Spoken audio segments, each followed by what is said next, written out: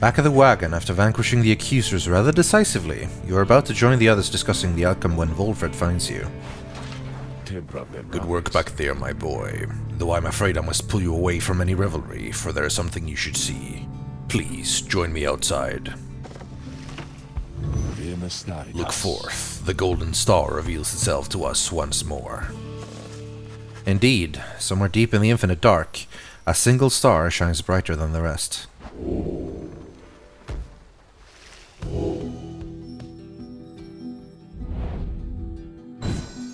Soliam, the golden star.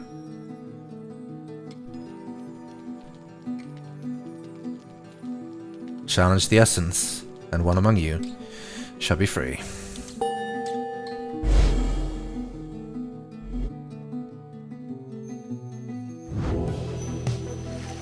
The rites are calling you again to the fall of Soliam, where one among you may go free, should you prevail. It is as we discussed. The cycle of the rites is beginning to turn more quickly. Perhaps the scribes themselves have taken notice. Fortunately, having more frequent opportunities to free ourselves is not unwelcome to our plan. I suppose it is good for everyone, including the Essence, who will oppose us next.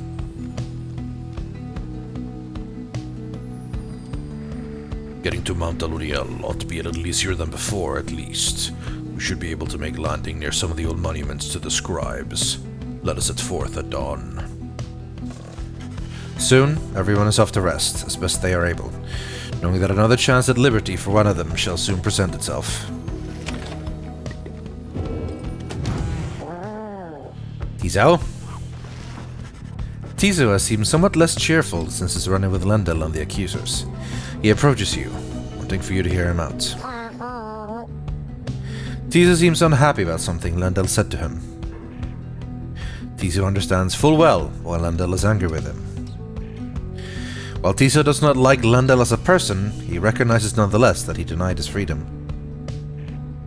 It was a liberation rite. He did what he felt was necessary. He wanted to help his friend go free. Nonetheless, he still feels a certain guilt, and regrets that the rites force exiles into such situations. He falls silent for a while. Whether the 8 scribes ever intended for him, such as he, to participate in the rites firsthand is difficult to know for certain. Then, Tizo is grateful to you for listening. He knows the scribes created the rites with good intentions. He promises to keep doing his best to live up to the legacy of the scribes. He bounds up into the rafters with some of the other drive imps. Regardless of whether he truly is an ancestor of Haub the Swallow, surely the scribes would have been proud of him.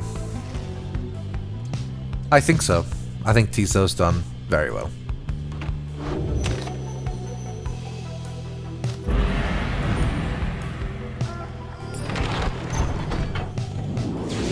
And we're off again. Up north. To the fall of Soliam, and another chance for liberty.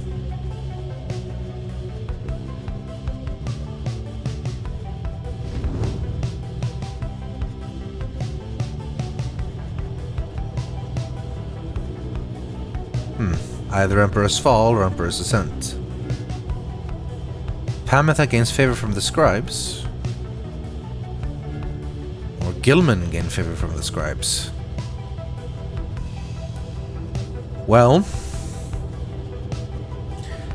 Gilman is definitely very useful at the moment. But this is a fight where I will be fighting Tamitha. So that means I probably will be bringing Pamitha.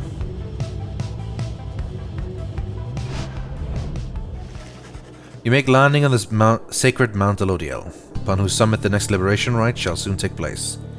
You wonder who among you may regain his or her freedom this time. Volfred finds you after the post-flight inspection. We shall have to take the rest of this trip to fall of Soliam by land. May we soon liberate another of our own there. That should raise the chances that our plan shall ultimately succeed.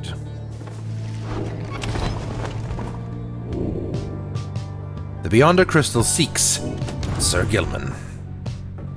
It is time for a scribe trial. You called for me, lovely reader? Certainly. Who shall be the target of my wrath, then, would you say? You ask Sandra to administer one of her special trials for Sir Gilman. You think that dimwit of a worm has any chance? Perhaps you are correct, though I put little stock in him myself. Though, let us bring him forth. Soon, Sir Gilman appears in heat of the summons. Master Reader, is this knight perchance in trouble for something?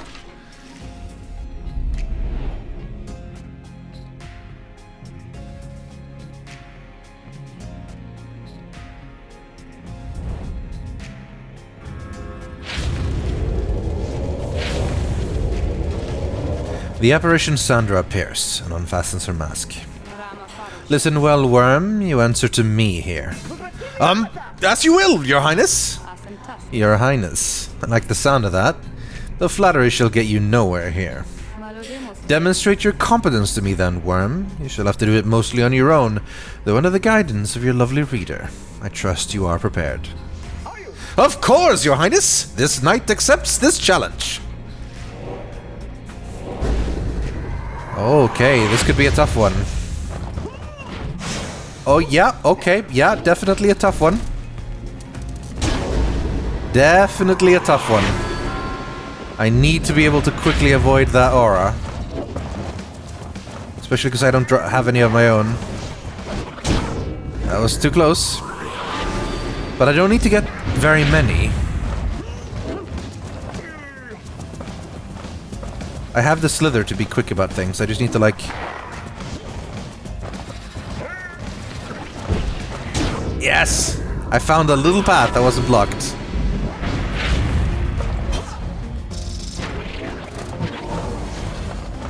I have like a... I'm offering like a wall here. Oh no! She caught me. Okay, that's a thing. Okay. For quick now though. There we go. One more. Just one more.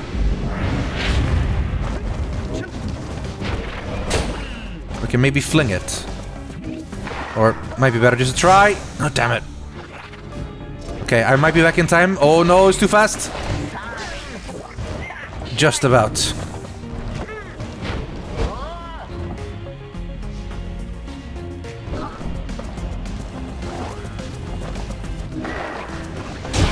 Ooh, that was close. Well done, Gilman. They just can't beat the speed.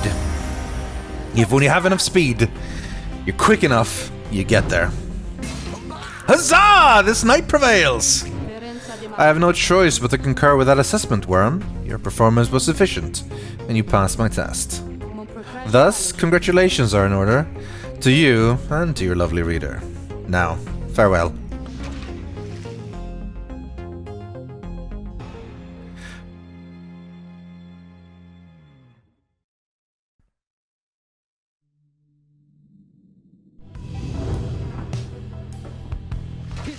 Master Reader, this knight is humble after having passed that sorcerer's test. Well, by the scales of the Underking Oris! What is that you have? Oris' scale. He jumps farther than usual, 30%. That is quite good. Let's equip him with it.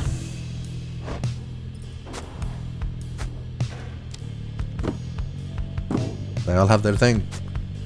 So, I may not have picked the option that gave Gilman a bonus from the scribes, but this on its own made him strong. Now we have the Fairy Spirit, which I think is probably the best option to give to, although even Quickness is also good. But the Fairy Spirit is really good. And then, I think it's time. We have our team, of which I'll probably go with Headmoon again, because how can you beat the they always banish longer, we all move and pass quicker, and we all regenerate stamina quicker. It's so good to have Headmoon on the team. And then everyone else is pretty solid. I'd say Ray and Pamitha are the one that have the least spot for at the moment, because they're just not quite as quick as Tiso and Gilman necessarily. Although Tiso's quickness is pretty low, but he feels a lot quicker when I play with him. Because he skips. He does the zip and flutter thing, I guess. I've never tried Ray's Legendary Talisman properly. I'm definitely going to bring Pamitha because story. And then Hedwyn. And then the third option, I guess... either Gilman with his new legendary talisman. Or possibly Ray.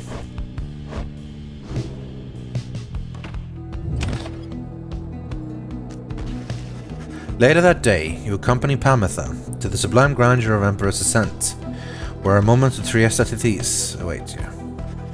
Perhaps due to the nature of this place, you begin to sense Pamitha's inner thoughts, as clear as if she was speaking aloud.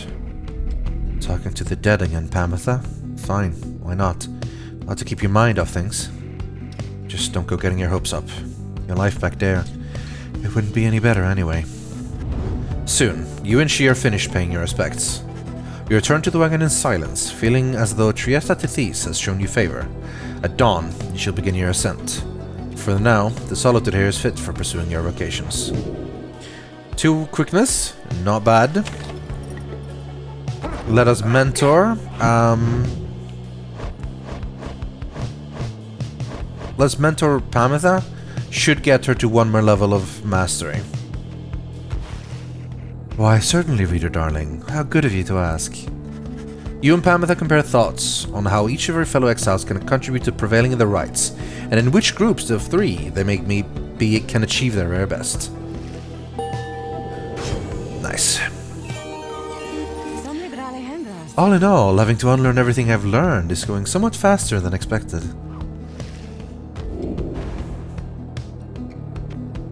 After saluting, she instantly switches places with her nearest ally.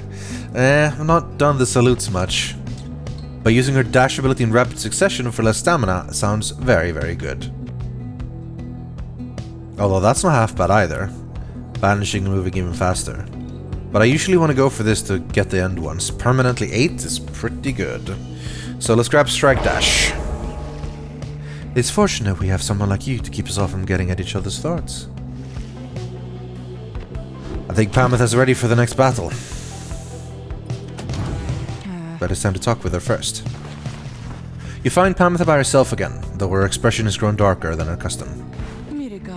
Leave me be, would you, reader darling? Trying to get some good and proper moping done here, and you're distracting me. Leave me be, reader. Just leave me be, reader. Just leave me be. You don't want to know what's lurking in my heart or mind. All you'll find there isn't pretty. Yet something about her thought process is different to you now. You know that with her conditioning, she can resist your scrutiny, but now her thoughts are laid bare to you.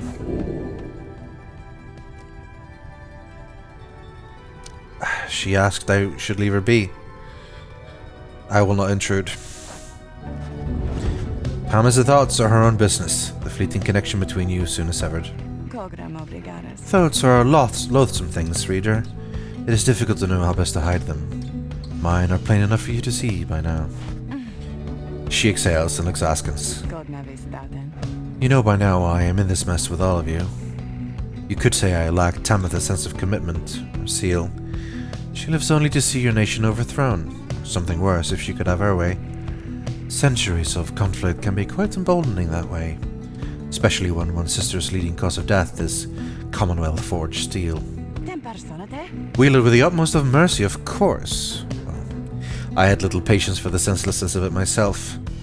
Became a bit of a pariah, I suppose. I knew Tamitha was going to get herself another killed someday. So when she was to fly out on this one big mission of hers, I had other arrangements made. But after she was caught, your people did not exactly uphold their end of the bargain. I knew there were such risks, of course, and yet a chance is still a chance. Tamitha was clipped and cast down. A mercy, they called it. I do not see it that way. And in my growing protests of her treatment, I was soon enough to follow. She falls silent for a while. I haven't yet decided if I entirely regret my actions, but I do seek Tamitha's forgiveness, and wish that she could see my thoughts for what they are, as it seems you can. Then she might realize our nation's people have much more in common than she knows. Sometimes I wonder which of them is the stupider. She brushes past you and out of the wagon for now.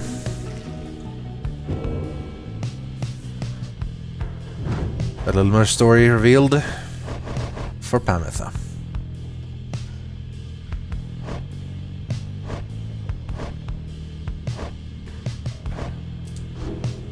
Alright. Best we go. Time for another liberation rite. It's a big one.